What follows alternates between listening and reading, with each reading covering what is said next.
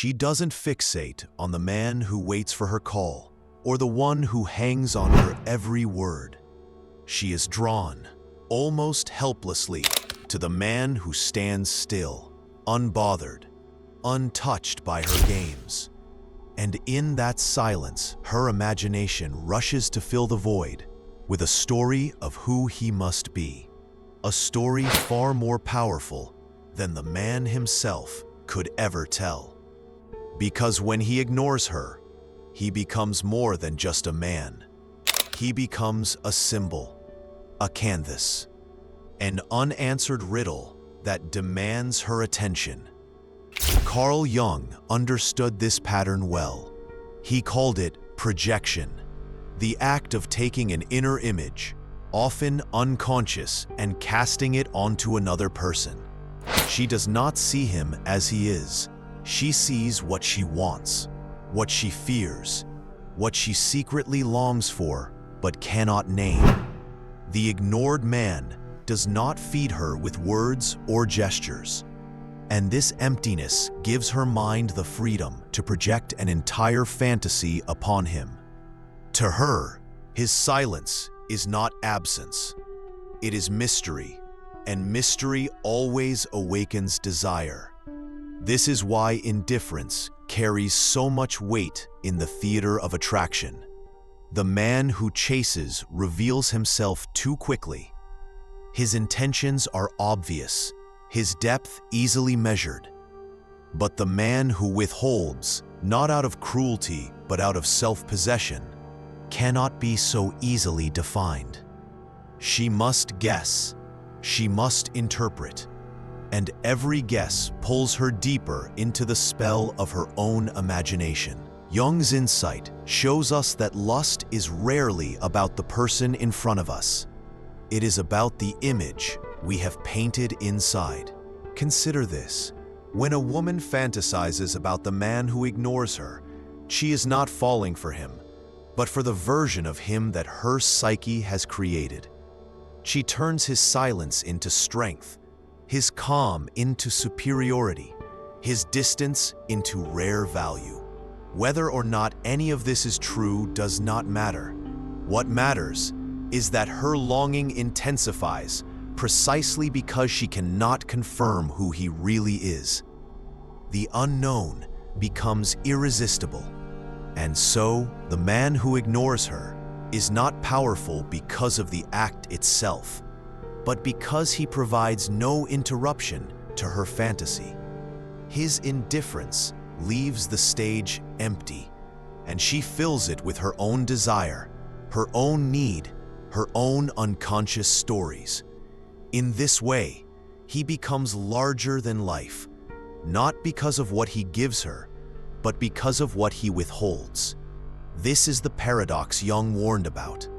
Desire feeds not on truth, but on illusion. And when illusion is strong enough, it feels more real than reality itself. When she sees him remain silent, when his eyes do not follow her the way others do, something strange begins to stir inside her.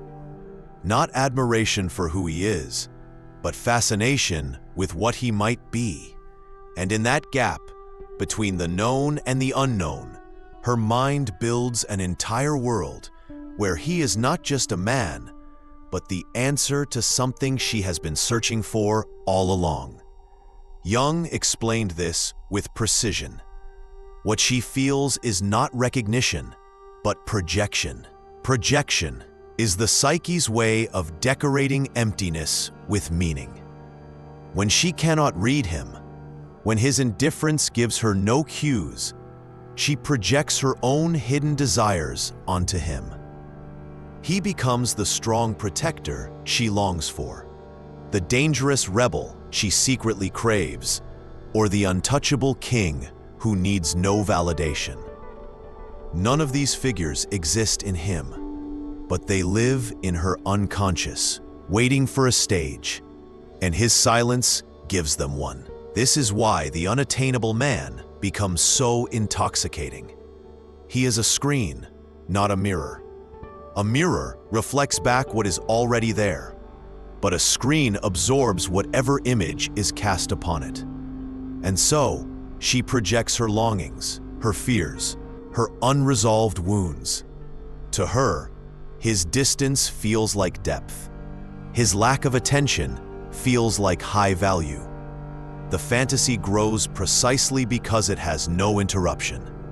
Jung often warned that this is the danger of unchecked projection. The person disappears beneath the story we place upon them. She is not relating to him at all.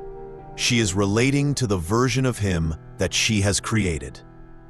This explains why she can become obsessed with a man she hardly knows, why she dreams of him after only a glance, why she imagines a future built on almost nothing. It is not about him. It is about the story her unconscious mind has written and then mistaken for reality. And so, the unattainable man is less a lover than a trigger. He awakens something buried within her. She does not want him as he is, but as she has imagined him to be. His power is not in his words, but in the silence that allows her imagination to run wild. And as long as he remains out of reach, her desire will not fade. It will grow because every distance feels like an invitation for fantasy. This is the trap of projection. It promises intimacy, but delivers illusion. And illusions, when they take hold, can feel more irresistible than truth itself. The moment she feels ignored, a new drama begins, one as old as human desire itself. For what is withheld becomes precious, and what is too available loses its shine.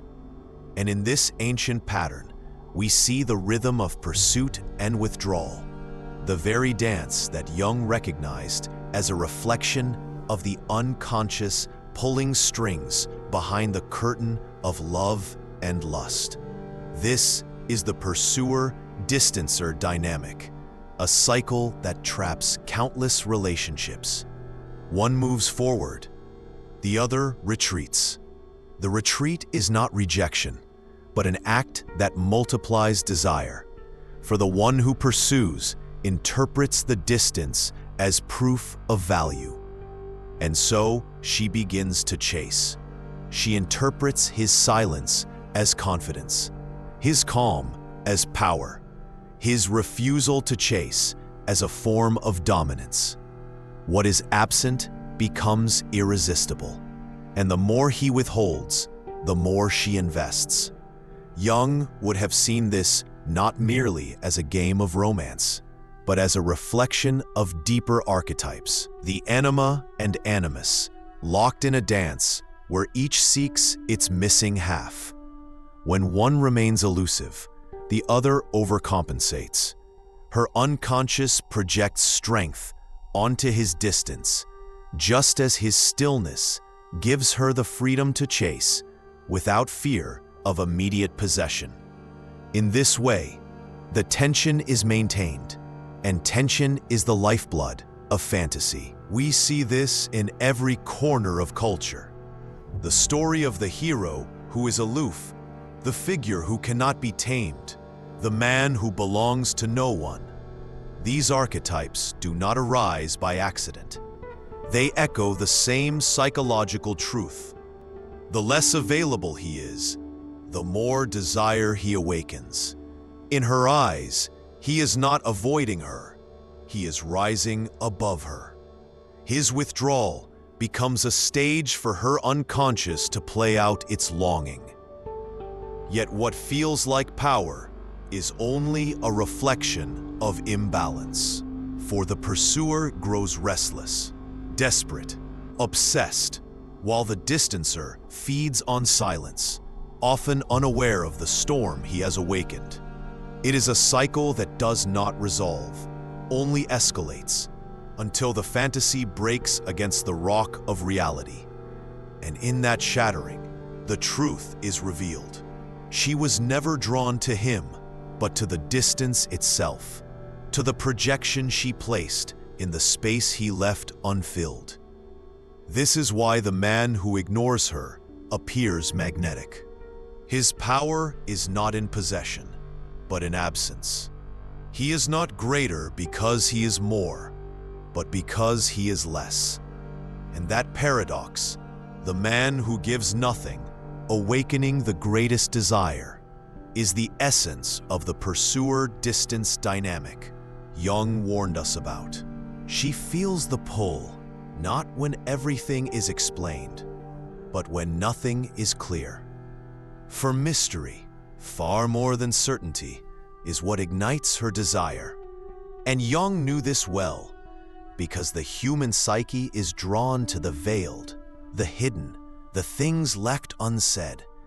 And it is within that silence that the unconscious writes its most intoxicating stories. Mystery is powerful because it awakens the shadow.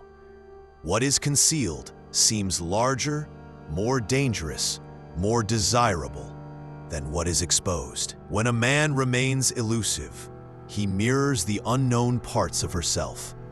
His quiet becomes an invitation for her unconscious to project what she cannot yet face. She fills his silence with fantasies of strength, of passion, of danger, of depth. She wants to solve him, to decode him, to know him. And yet, it is the very impossibility of knowing that makes her want more. Jung warned that the shadow carries immense energy. It is the storehouse of everything repressed, denied, or forgotten, and when it is glimpsed in another, it awakens fascination. The ignored man becomes a shadow figure. She cannot fully grasp him, and so she imagines that he must hold the qualities she lacks. This is why his mystery feels magnetic. It gives her something to chase inside herself. Think of it like a locked room. Once the door is shut, curiosity grows unbearable. She imagines what might be inside, treasures, secrets, forbidden pleasures. The reality may be nothing at all, but the not knowing is enough to create obsession. In the same way, the man who ignores her becomes a locked door. His silence is the barrier that fuels her curiosity, and her curiosity feeds her fantasy until it feels indistinguishable from real desire. And so, lust thrives, not in the presence of truth, but in the absence of it. What is clear loses its grip, but what is uncertain multiplies in power. Mystery awakens the imagination, and the imagination knows no limits. A simple glance, a refusal to engage, a calm detachment. These become amplified into stories of greatness, danger, or irresistible confidence. This is why the man who ignores her feels larger than life. He is not just a person, he is a question without an answer, and questions always demand attention. Jung saw that libido attaches itself to what is hidden, and what is hidden becomes sacred in the eyes of desire. The mystery is not in him, but in what she has yet to discover in herself. This is the secret of lust. It is not born in clarity, but in the shadows of uncertainty. And it is in those shadows that fantasy takes on the power of truth. There is a dangerous confusion here. For many men believe that ignoring a woman is the secret to her desire, that calculated silence is the path to power. But Jung's warning was different and far more profound. It is not the act of ignoring that makes a man magnetic, but the deeper reality of self-possession, the calm detachment of one who does not need to play games at all. Manipulation is a performance. It pretends to be strength, but it is rooted in insecurity. The man who consciously withholds attention in order to provoke reaction is still tethered to her, still caught in the orbit of her validation. He may appear indifferent, but beneath the surface, he is just as dependent on her response as the one who chases openly. Jung would not call this individuation. He would call it another illusion. True detachment is something else entirely.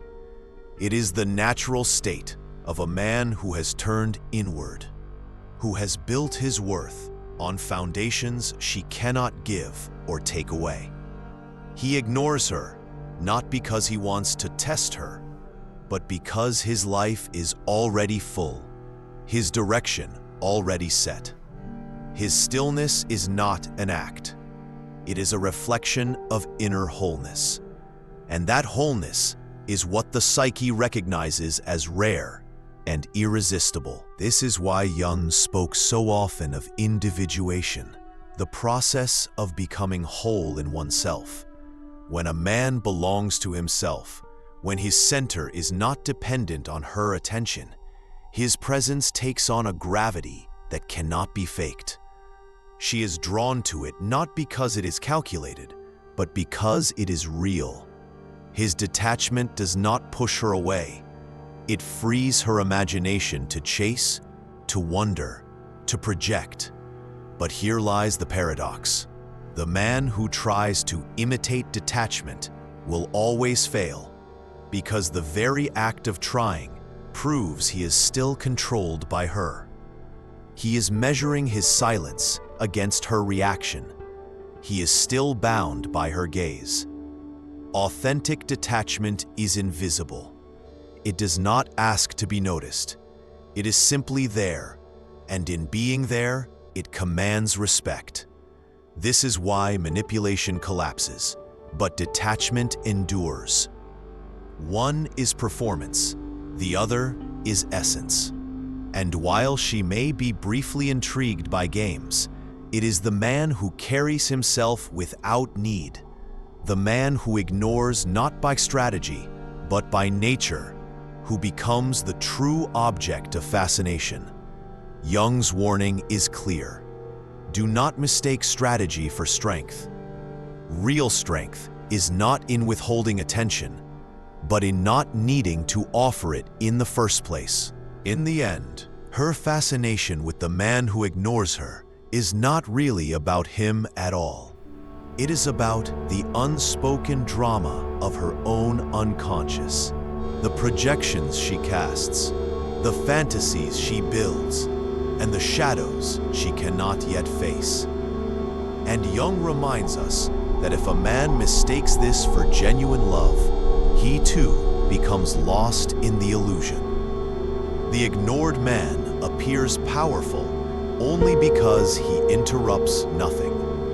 He gives her the empty space in which her psyche can write a story. But real power does not lie in being an object of projection. Real power lies in stepping beyond it. The man who defines himself by being the mystery she desires is still trapped in her theater. His identity is still bound to her gaze. Jung's answer was individuation, the lifelong process of becoming whole within oneself. For a man, this means refusing to live as a reflection of her desire, whether she clings to him or fantasizes about him. It means standing outside the cycle of chase and withdrawal, outside the fragile games of validation. It means being rooted in something deeper, something untouched by her shifting imagination. When a man walks this path, he no longer needs to ignore her, because her attention no longer defines him. He no longer plays the role of the distancer, because he has no interest in roles at all. He is not withholding, he is simply whole.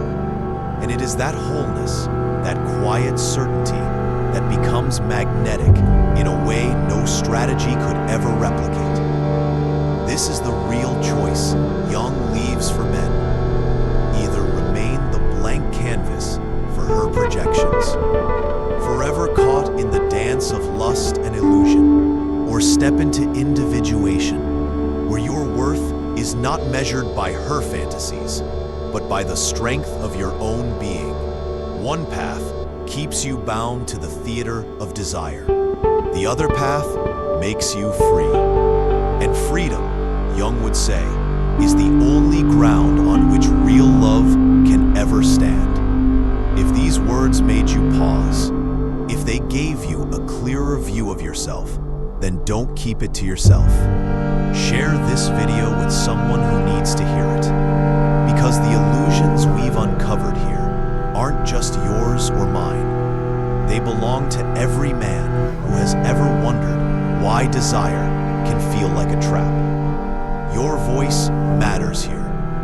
Leave your thoughts in the comments, not just for me, but for others who are searching for the same clarity. This is how we build something stronger. Not noise, but a community of men who see through the masks.